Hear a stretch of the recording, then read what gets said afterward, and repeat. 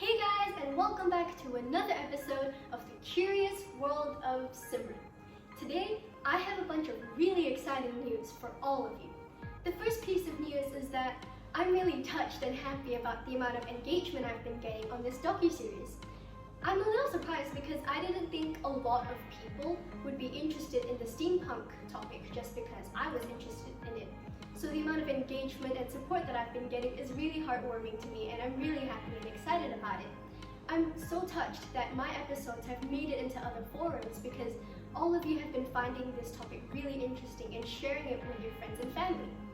The other piece of news is that I have been getting loads of questions and advice from all of you on Facebook and Instagram, on YouTube, and I find it really touching that all of you have been giving me really good feedback and creative suggestions on how to improve my docu-series, on how to improve on editing, on filming, on where to look.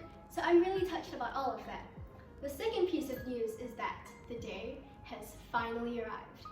All of you have submitted some really amazing questions on all sorts of social media platforms like Facebook and Instagram and on YouTube as well. And I've even received some questions directly messaged to me. The day has finally arrived where I answer all of your questions. Now, because I received a lot of questions, I grouped them into similar buckets so that I could answer all of them in one go. So without further ado, let's get into the questions.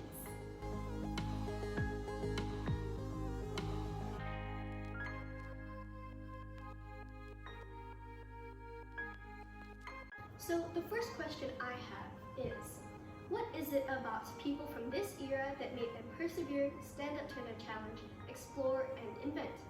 So this question gave me a bazillion little thought bubbles. So I'm going to split this question up into two parts. The first part about them being persevering and standing up to their challenges. I think that they persevered through their challenges and stood up to them because they did a lot of harsh manual labor in their day-to-day lives. So they were used to pushing through the hot weather and harsh conditions and completing tasks. So when they were faced with an obstacle or a challenge, they were used to pushing through, not giving up, finding ways to finish the task. So I think that's why they were able to push through a lot of the challenges they faced. The second part is about exploring and inventing. I think the baseline for this was that they wanted a better life for themselves and for the future generations. If we look at the fashion aspect of this, overalls were invented for men because men who were doing harsh manual labor kept having their pants falling down. And when I say pants, I mean jeans. And when I mean jeans, I don't mean the skinny tight jeans we wear today, but rather they wore baggy jeans. They used to keep watches in their pockets, which used to weigh their pants down when they were bending and picking up a lot of the things. So overalls were invented to help keep their pants up in case they had any weights in their pants.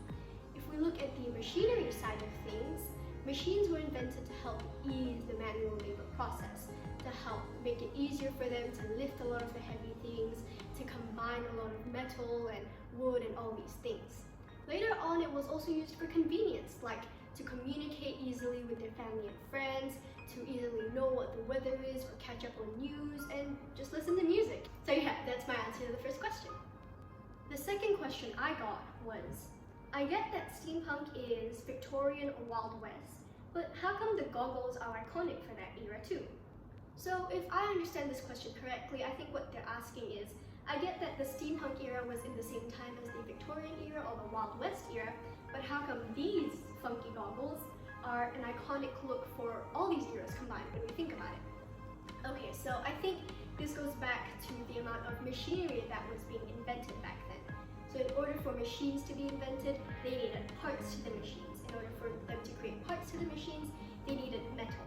In order to shape these metals, they needed people called welders, who would shape long chunks of metals into the desired shape in order to use for these machineries. Now, because welders used a lot of fire in the process, they would wear these goggles to protect their eyes. I actually have a family friend who used to weld metal, and he has a pair of these goggles as well. Photo right here. But he made the goggles look a lot more steampunkish or Mad Maxy in his words, whatever that is. But yeah, so they used goggles to protect their eyes in order to make the metal parts to help make machinery. Some people confuse these goggles for the aviation goggles when people were flying their airplanes and had to protect their eyes from the wind.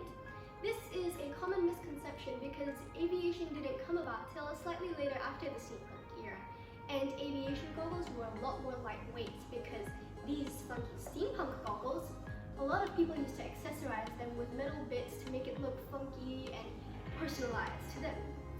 So personalization maybe isn't a new trend. While we're on the topic of fashion, I remember getting some really great advice that I should have added pictures of steampunk fashion into my fashion episode. And with hindsight, duh, I should have. It was so clear in my head that I didn't think other people wouldn't be able to visualize it as well as I could. It's comments like these that make me really happy because it shows me that what I set out to do, which is to make everyone more curious and think a little more, has been achieved. It really makes me excited that you all have been thinking about it and are more curious about, oh wait, hey, what exactly does steampunk fashion look like? Because she's talking about it, but we don't see any visuals. Not only does this help me as well in the future where I think that, okay, yeah, I need to think and remember that what I see in my head other people may not see, but it makes you guys think a little more and be a little more curious. So the next question I have is a little more of a reflective question.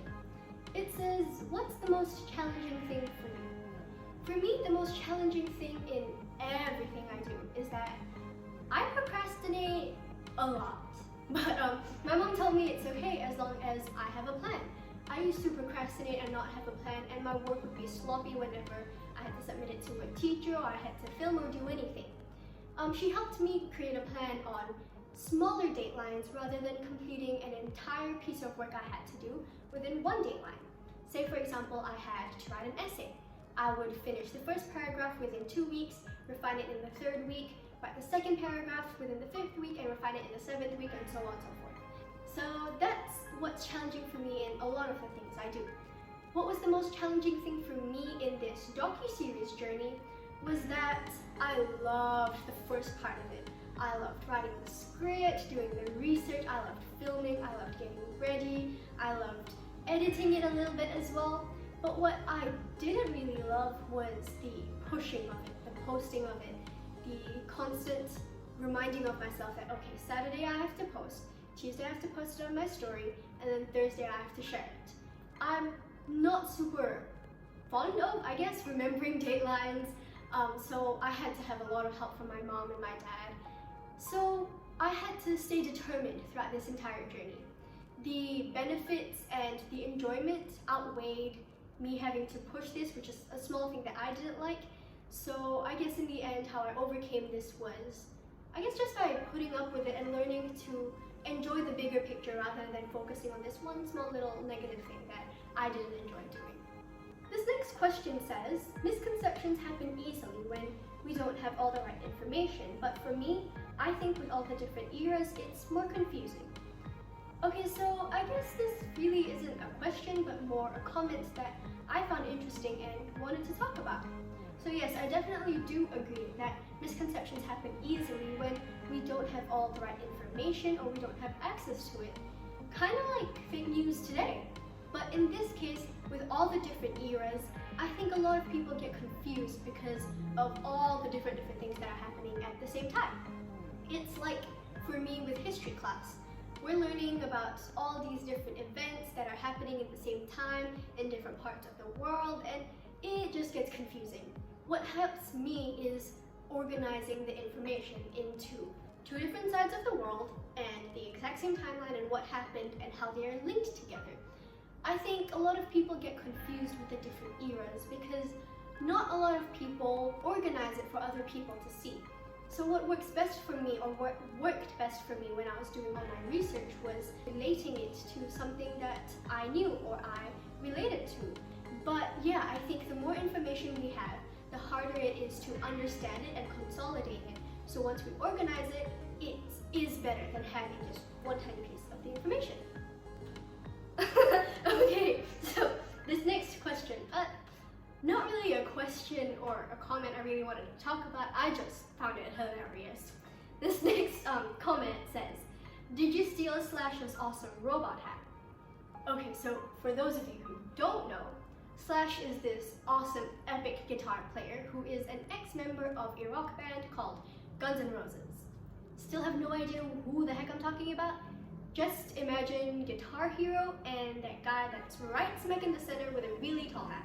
That guy, like right there, yeah, him. So yes, I did in fact steal Slash's hat, made a few modifications to suit my style, and I am now Slash Junior. That's all from me for this episode and this series. Man, I really have to think about what series I'm gonna do next. If you all have any suggestions or any areas that you're curious in and want it to be further explored, leave it in the comments down below, or better yet, come in the show and we'll talk about it together. I could interview you, or we could just discuss about it. Until then, stay curious, innovative, and creative. This is Simran, double signing out.